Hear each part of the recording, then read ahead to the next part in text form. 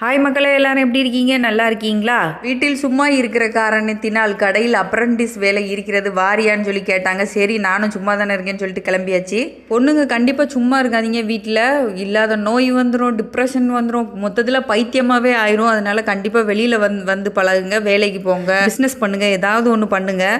சும்மா மட்டும் இருக்காதீங்க.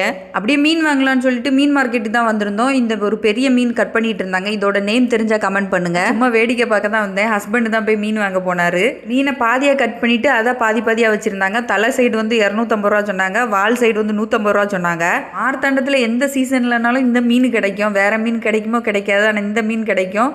இந்த மீனோட முள்ளும் தலையும் தனியாக விரும்பி வாங்கிட்டு போவாங்க நிறைய பேர். இதில் இருந்த அண்ணனும் அதே மீன் தான் கட் பண்ணாங்க. கொஞ்சம் பெரிய மீனாக இருந்துச்சு. பெரிய மீனோட பெனிஃபிட் என்னென்னா அவங்களே கட் பண்ணி தந்துடுவாங்க. நம்ம சும்மா பீஸ் போட்டால் மட்டும் போதும். சின்ன மீனை மேலே உள்ள செல்லை எடுக்கணும், எல்லாத்தையும் எடுக்கணும். ஒரு வழியாக மீனை வாங்கிட்டு அப்படியே கடைக்கு கிளம்பியாச்சு. இந்த வீடியோ பிடிச்சிருந்தா லைக் பண்ணுங்கள்.